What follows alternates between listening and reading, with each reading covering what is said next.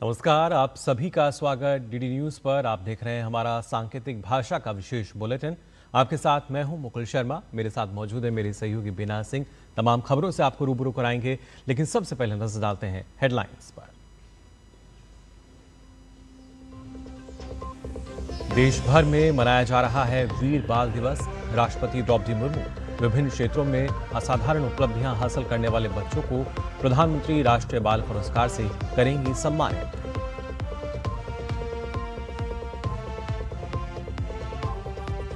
वीर बाल दिवस के मौके पर प्रधानमंत्री नरेंद्र मोदी आज नई दिल्ली में आयोजित राष्ट्रीय कार्यक्रम में भाग लेंगे। गुरु गोविंद सिंह जी के साहिबजादों की शहादत को किया जाएगा नमन।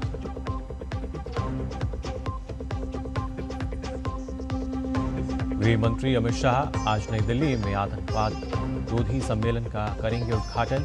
2 दिवसीय सम्मेलन में राष्ट्रीय सुरक्षा को प्रभावित करने वाले मुद्दों और आतंकवाद से उत्पन्न खतरों पर होगा मंथन।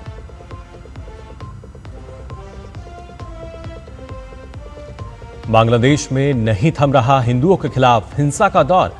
मोहम्मद यूनुस पर जमकर बरसीं शेख हसीना। कहा, बांग्लादेश में नरक जैसा माहौल, अल्पसंख्यकों पर हो रहा है बेहिसाब जुल्म।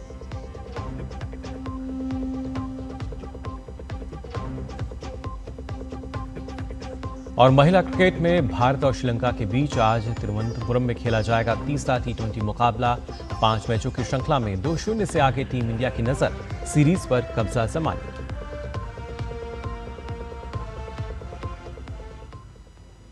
और आइए अब खबरें देखते हैं विस्तार से।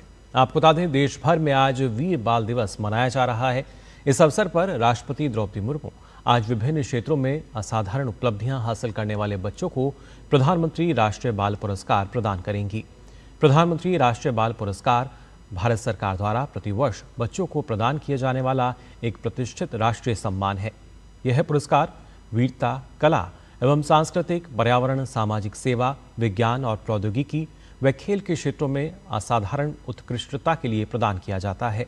इस वर्ष 18 राज्यों और केंद्र शासित प्रदेशों से 20 बच्चों का इस सम्मान के लिए चयन किया गया है।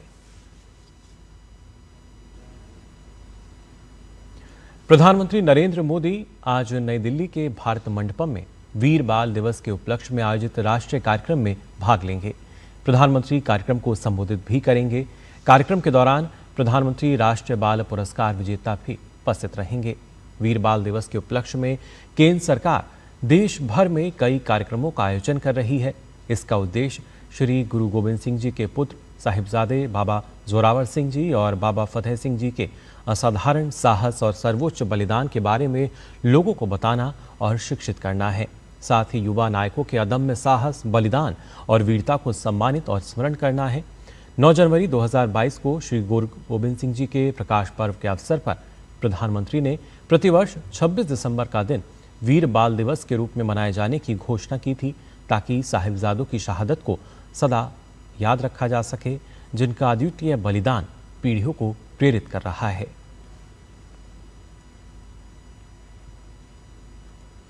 गृह मंत्री अमित शाह आज नई दिल्ली में आतंकवाद विरोधी सम्मेलन का उद्घाटन करेंगे। 2 दिवसीय सम्मेलन राष्ट्रीय जांच एजेंसी द्वारा आयोजित किया जा रहा है।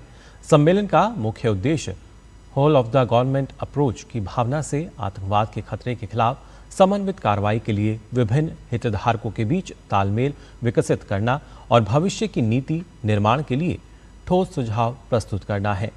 2 दिवसीय सम्मेलन में होने वाली चर्चाओं और विचार विमर्श का उद्देश्य आतंकवाद विरोधी मुद्दों से निपटने में कानून प्रवर्तन एजेंसियों के अनुभवों को साझा करना है। इस सम्मेलन में विदेशी न्याय क्षेत्रों से साक्ष्य एकत्रित करने, आतंकवाद विरोधी जांच में डिजिटल फॉरेंसिक और डेटा विश्लेषण, मुकदमे का प्रभावी प्रबंधन, कट्टरता से निपटना, जासूसी और राष्ट्रीय सुरक्षा के लिए उभरते हाइब्रिड खतरों सहित आतंकवाद से संबंधित अन्य विषयों पर सत्र शामिल हैं। इसके अलावा सम्मेलन में आतंकवाद वित्त पोषण नेटवर्क को बाधित करके टूल्स, तकनीक और केस स्टडी, भविष्य के लिए आतंकवाद विरोधी रणनीतियों का निर्माण और उभरते राष्ट्रीय सुरक्षा मुद्दों से निपटने के लिए संस्थागत क्षमताओं के निर्माण पर सत्रों को भी शामिल किया गया है। प्रधानमंत्री नरेंद्र मोदी के आतंकवाद के खिलाफ जीरो टॉलरेंस विजन के तहत आयोजित यह वार्षिक सम्मेलन उभरते खतरों से निपटने के लिए भारत की अगली पीढ़ी की रणनीतियों पर विचार विमर्श करने का एक मंच बन गया है।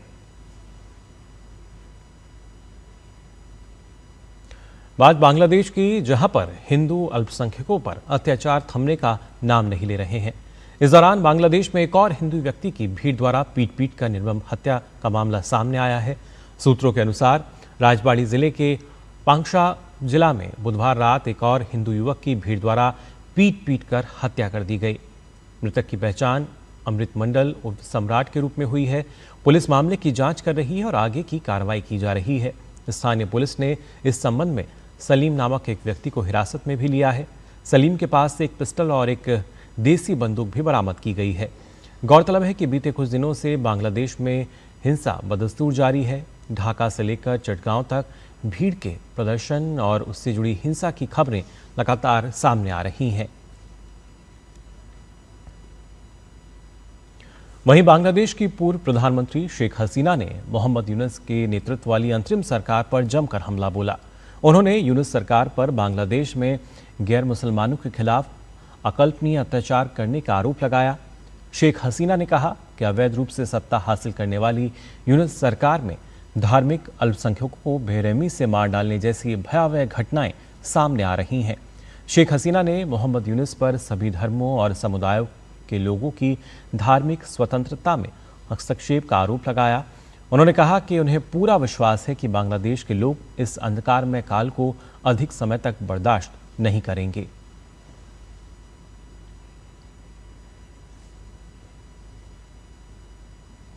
इस बीच पश्चिम बंगाल के नेता प्रतिपक्ष शुभेंदु अधिकारी ने बांग्लादेश में मॉब लिंचिंग में मारे गए हिंदू युवक दीपूदास के परिवार को आर्थिक सहायता प्रदान करने के उद्देश्य से उनके परिजनों के साथ वीडियो कॉल पर बात की।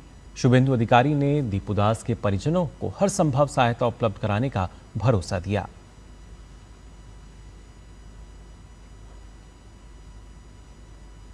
और खबर खेल जगत से, भारत और श्रीलंका की महिला क्रिकेट टीमों के बीच आज तिरुवनंतपुरम में 5 मैचों की T20 सीरीज का तीसरा मुकाबला खेला जाएगा। सीरीज में भारतीय टीम 2-0 से आगे है।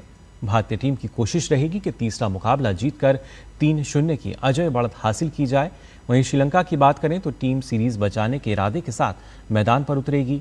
भारतीय खिलाड़ी शेफाली वर्मा शानदार फॉर्म में है और उन्होंने पिछले मैच में 34 गेंद पर 69 रन की पारी खेली थी। भारतीय टीम ने पहला मैच 8 विकेट से अपने नाम किया था, जबकि दूसरे मैच को टीम ने 7 विकेट से जीतने में सफलता हासिल की। तो फिलहाल के लिए सांकेतिक भाषा के इस विशेष बुलेटिन में बस इतना ही। मुझे और मेरी सहयोगी हम दोनों को दीजिए अनुमति। नमस्कार।